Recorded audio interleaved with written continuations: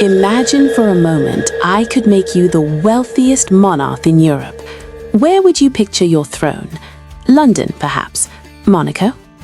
You'd actually be ruling a country smaller than most international airports. Meet Prince Hans Adam II of Liechtenstein. His private family fortune is over $9 billion, making him wealthier than the entire British royal family. So how does the ruler of a tiny alpine nation with fewer people than a football stadium become the richest sovereign on the continent? That very question and the incredible story behind it is why I'm here. The answer doesn't lie in crown jewels paraded for cameras or in the very public displays of wealth we associate with other monarchies. The Liechtenstein fortune is quieter, deeper, and in many ways far more powerful. At its core is LGT Group, the family's privately owned bank. This isn't just a bank, it's the financial heart of the dynasty, a colossal engine managing over 287 billion Swiss francs in assets. It's a river of wealth flowing almost silently behind the scenes. But their empire isn't just numbers on a screen, it's written on the land itself. The family owns vast swaths of Austria, an empire of green and gold through forests and agricultural estates. And of course, there are the castles. Not just the iconic Vaduz castle perched above its realm, but palaces across Austria, each a stone and mortar testament to their enduring influence. Perhaps most beautifully, their wealth has a soul. The family possesses one of the world's most magnificent private art collections, over 1,600 masterpieces, with names like Raphael, Rembrandt, and Van Dyck. It's a multi-billion-dollar love letter to art history, held in a private trust. A private bank, an empire of land, a priceless art collection. The question becomes even bigger. How do you build this? The answer begins not in a vault, but 800 years ago, with a single knight. That knight's name was Hugo von Liechtenstein, and the world he lived in, the 12th century, was a brutal, shifting landscape of power. He wasn't a king, just a nobleman with a castle near Vienna, serving the powerful Babenberg dukes. But he placed the first piece on the board. He laid the first stone of a foundation that would take 800 years to complete. For the next few centuries, the Liechtensteins played a patient game. They weren't conquerors in the traditional sense, they were acquirers. They bought land, married strategically, and cultivated influence. Their single most important move in this early period was securing the magnificent Nikolsburg estate in Moravia. This wasn't just a home, it was a fortress, a symbol, and a power base right in the heart of Central Europe. For 700 years, it would be their anchor. But they were still just wealthy, influential nobles. The leap from regional power to continental player wouldn't happen until the dawn of the 17th century, orchestrated by three ambitious brothers, led by Karl I. This is where the quiet strategy ignites into a brilliant high-stakes gambit. Karl understood that the future of Europe was being decided in a titanic struggle between the Catholic Habsburg emperors and the rising tide of Protestantism. The Liechtensteins were Protestant, but Karl made a pivotal chess move. In 1599, the family converted to Catholicism. This wasn't just a spiritual decision, it was a calculated political allegiance. It was choosing a side. It was handing the key to their future to the most powerful dynasty in Europe, the Habsburgs. The second move was to prove that their loyalty wasn't just on paper, it had to be written in blood.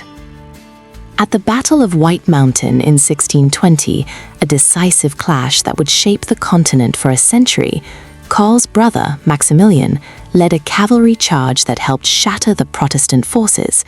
They had proven their worth. This loyalty paid dividends in trust, titles, and imperial favor, and that led to the final, devastatingly effective move. With the Habsburgs victorious, Karl, now a trusted advisor in the emperor's inner circle, was put in charge of dealing with the defeated Protestant nobles. He used his position to orchestrate the acquisition of their vast, confiscated estates. It was ruthless, and it was brilliant. The family's landholdings exploded. By 1622, Karl I wasn't just a noble, he was made a prince of the Holy Roman Empire. In the span of a single generation, through a breathtaking combination of religious maneuvering, military valor, and political cunning, the Liechtensteins had transformed their house. They now possessed staggering wealth, immense tracts of land across Bohemia, Moravia, and Silesia, and a princely title. They had successfully played the Game of Thrones and won. They had everything, except for one crucial piece of the puzzle.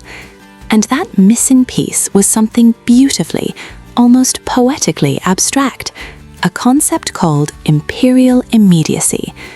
You see, despite all their wealth and princely titles, the Liechtenstein's lands were all held as fiefs, technically subordinate to other lords.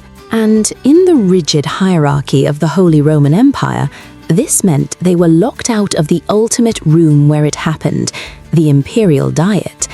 Think of it as the empire's supreme council. To get a seat, to truly have a voice among sovereigns, a family needed to own territory that answered to no one but the Holy Roman Emperor himself. It was the final, stubborn glass ceiling. So, the family began a quest for this special sovereign land. They finally found their solution in two tiny, almost forgotten lordships on the Swiss border, Schellenberg and Vaduz. And so, in 1719, they played their masterstroke. Emperor Charles VI granted them permission to unite these two parcels. On that day, the Principality of Liechtenstein was born. After 500 years of striving, the family finally had their own sovereign state.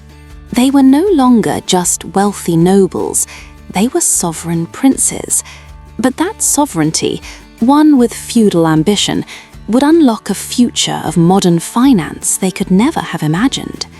For nearly a century, their new title was just that, a title. The princes of Liechtenstein continued to live in their grand palaces in Vienna, rarely visiting the tiny rural principality that bore their name. Then history intervened. In 1806, Napoleon dissolved the Holy Roman Empire, and in that moment, Liechtenstein was unshackled, becoming a fully sovereign, independent nation. Yet it was the cataclysm of World War I that forced the family's hand. Their centuries-long patron, the Austro-Hungarian Empire, had crumbled into ruin, its currency worthless, its future uncertain. Tethered to a failed state, Liechtenstein was on the brink of economic collapse. They were at a crossroads, facing a choice between obscurity and a radical reinvention. They chose reinvention. What followed was not an accident, but a brilliantly executed three-step formula. Think of it as the blueprint for building the world's most exclusive financial VIP lounge. Step 1 was laying the foundation. In 1924, they made their most important decision in 200 years. They severed their customs union with Austria and forged a new one with their stable, prosperous, and neutral neighbor, Switzerland. They adopted the Swiss franc as their own. This was like deciding your exclusive club would only accept the world's most trusted currency. It was a signal of stability and security that echoed across a continent still reeling from war. But a stable currency is just the price of entry. Step 2 was sending out the golden invitations. This came in 1928 with a revolutionary new law. It allowed for the creation of something called a holding company, or a Stiftung. This is the heart of the secret. Imagine a special, legally protected box. You, a wealthy industrialist from anywhere in the world, could place your assets, your company shares, your patents, your art collection, inside this box in Liechtenstein, and crucially, the box itself was barely taxed. It was an irresistible offer, a legal, discreet way to protect your wealth from the prying eyes and high taxes of your home country. This was the exclusive invitation to the VIP lounge, and the global elite couldn't wait to RSVP. That brought them to the final masterstroke, the velvet rope of confidentiality. While the 1928 law was the mechanism, the culture of absolute banking secrecy was the promise. It was an unbreakable confidentiality agreement. What happened in Liechtenstein stayed in Liechtenstein. For families looking to discreetly pass down fortunes, or for corporations seeking to optimize their tax structures, this level of privacy was the ultimate luxury. It was more valuable than gold. And so the capital flowed in, not as a trickle, but as a flood. This tiny alpine principality, once a collection of poor farming villages, became a magnet for the world's money. And at the center of it all, owning the largest bank, was the princely family itself. They hadn't just built a tax haven, they had engineered a perpetual money machine, turning their hard-won sovereignty into unimaginable wealth. It was a flawless plan, a perfect formula for prosperity. But a paradise built on secrecy is a fragile thing, and it wouldn't stay secret forever. In 2008, that secret shattered on the world stage. A global firestorm erupted when German intelligence revealed that LGT Bank was a key hub for tax evasion. The Principality's crystal facade cracked. Suddenly, this quiet alpine nation was at the center of an international scandal, facing immense pressure to dismantle the very secrecy that had made it rich. The family faced a choice: cling to the old ways and become a pariah state, or adapt.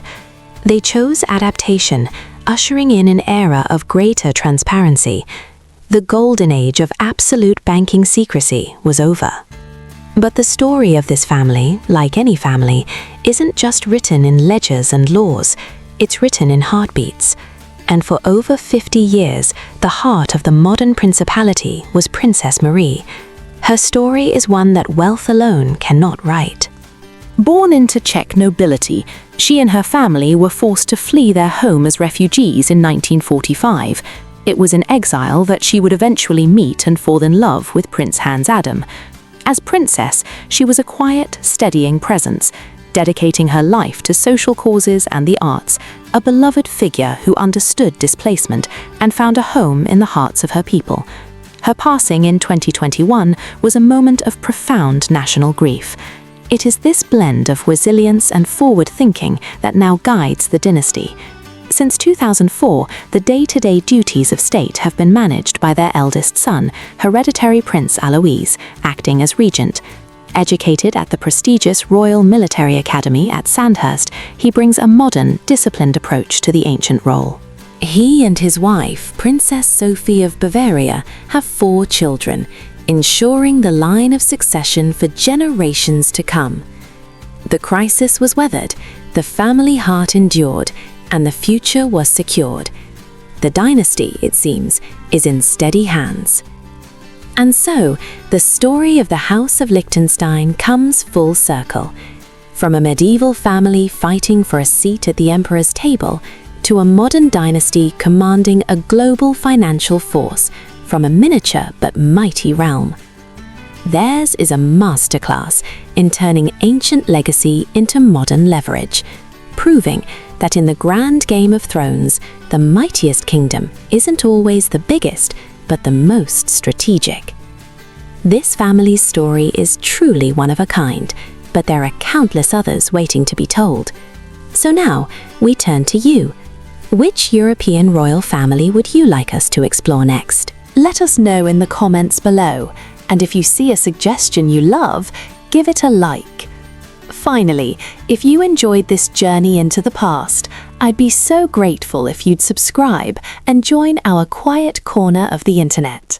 It was a pleasure sharing this story with you. Thank you for watching.